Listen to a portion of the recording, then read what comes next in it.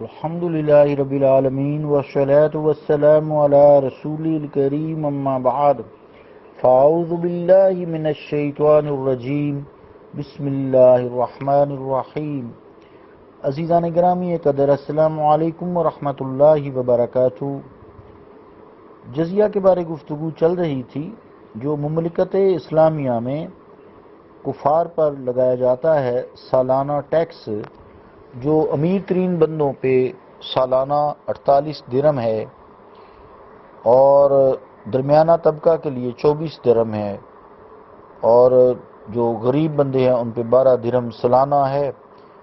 اس جزیہ کے عوض ان کی جان، مال اور عزت کی مملکت اسلامیہ حفاظت کرتی ہے، اور اگر کوئی دشمن ان پر حملہ کر دے تو مسلمان فوج ان کے دشمنوں کے ساتھ لڑتی ہے، لیکن کفار سے یہ نہیں کہا جاتا تمہارے یہ دشمن ہیں، تم ان کے ساتھ ہمارے شانہ بشانہ لڑو۔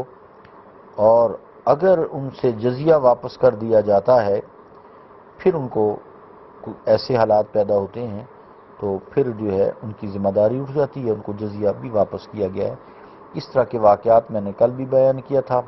اسی طرح انطاکیہ کے قریب ایک شہر جرموما ہے، اس کے باشندوں کو جراجمہ کہتے ہیں۔ اس زمانہ میں انطاکیہ پر حضرت ابو عبیدہ کی طرف سے حبیب بن مسلم الفاری والی تھے رضی اللہ تعالیٰ عنہ۔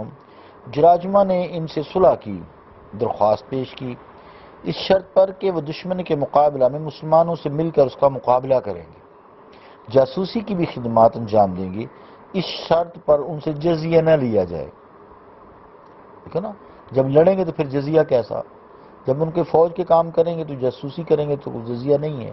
جزیہ تو سکون کے لیے کہ وہ لڑیں گے بھی نہیں اور جان مال کی حفاظت بھی مملکت اسلامیہ کرے گی۔ تو علامہ یاقوت حموی موجم البلدان میں ان کے بارے میں لکھتے ہیں، واللہ ابو عبیدۃ انطاکیۃ حبیب ابن مسلم الفاری وغزا الجرمومۃ فصالحہ آلہ علی ان یکونوا آوانا للمسلمین وعیونا ومصالح فی جیل الکام وألا یؤخذ بالجزیۃ۔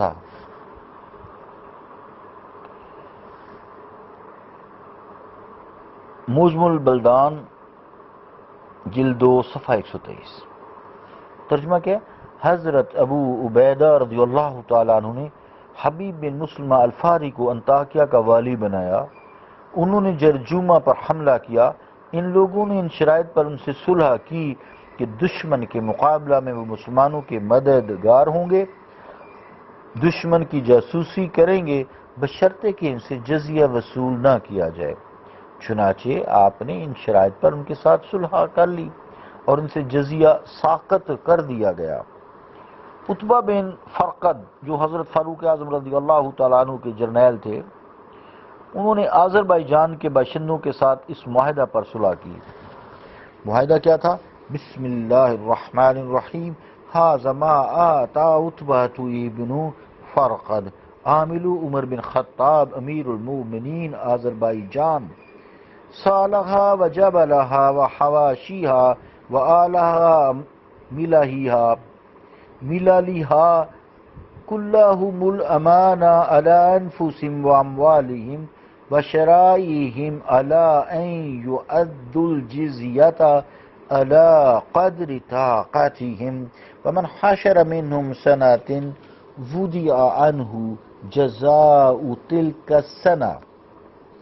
ترجمہ کیا ہے کہ بسم اللہ الرحمن الرحیم، یہ وہ صلح نامہ ہے جو عتبہ بن فرقد جو امیر المومنین حضرت عمر بن خطاب کے نائب ہیں، آذربائیجان کے باشندوں کے ساتھ طے کیا کہ اس کے میدانی علاقوں میں، پہاڑی علاقوں میں اور بیرونی حدود کے ساتھ رہنے والے سب لوگوں کو امان دے دی گئی ہے، ان کی جانوں، مالوں، ان کے مذہبی احکام کو، اس شرط پر کہ وہ جزیہ ادا کریں گے اپنی استطاعت کے مطابق، اور ان میں سے جو شخص مسلمانوں کے ساتھ جہاد میں شریک ہوگا اس سال اس کا جزیہ معاف کر دیا جائے گا۔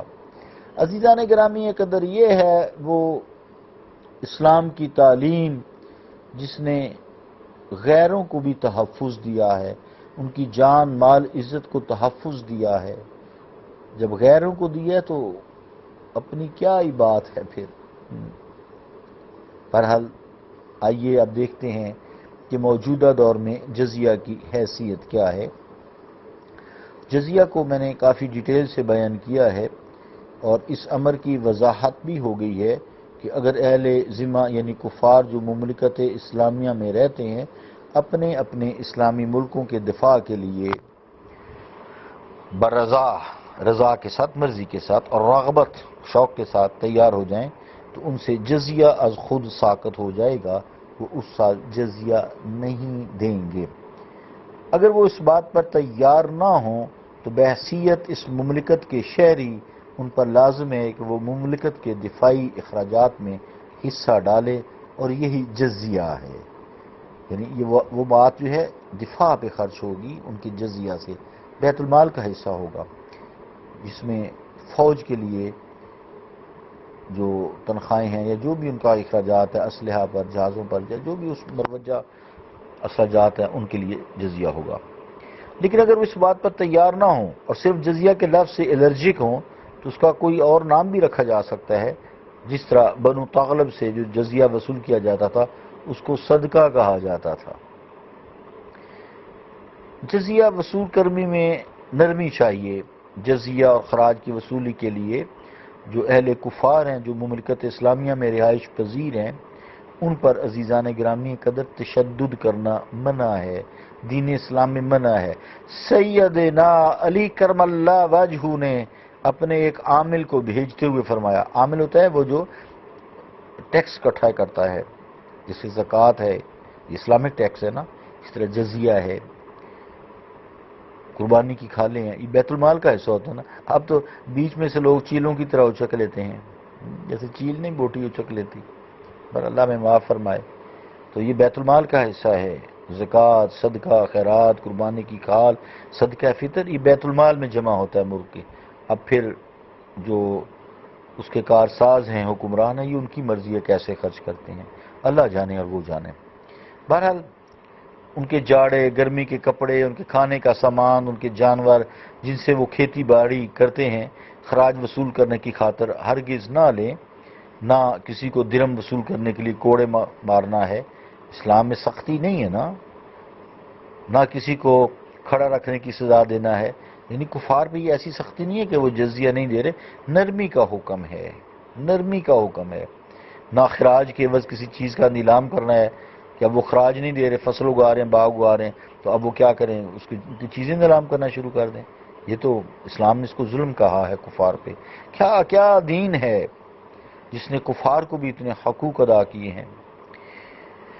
کیونکہ فرمایا کہ ہم جو ان کے حاکم بنائے گئے ہیں، حضرت علی کرم اللہ وجہہ کا بیان ہو رہا ہے کہ ہم ان کے حاکم بنائے گئے ہیں تو ہمارا کام نرمی سے وصول کرنا ہے۔ اگر تم نے میرے حکم کے خلاف کیا تو اللہ تعالیٰ میرے بجائے تم کو پکڑے گا، اور اگر مجھے تمہاری خلاف ورزی کی خبر پہنچی تو میں تمہیں معزول کر دوں گا۔ کتاب الخراج صفحہ 18۔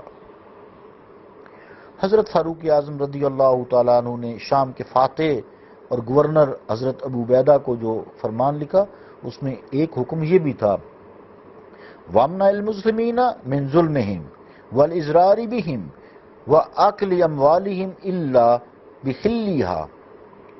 ترجمہ کیا ہے کہ مسلمانوں کو منع کر دیں کہ وہ ذمیوں یعنی جو تمہارے ملک میں کفار رہتے ہیں ان پر ظلم نہ کریں، انہیں ضرر نہ پہنچائیں، اور حلال ذریعہ کے بغیر ان کے مال مت کھائیں۔ سبحان اللہ، قربان جاؤں مصطفیٰ علیہ السلام نے جو ہمیں شریعت مطہرہ عطا فرمائی ہے۔ وما علینا الا البلاغ۔ اللہم صلی علی محمد وعلی آلہ واصحابہ اجمعین برحمتک یا ارحم الراحمین۔ صلی اللہ تعالی علی رسول خیر خلقہ محمد وعلی آلہ واصحابہ اجمعین برحمتک یا ارحم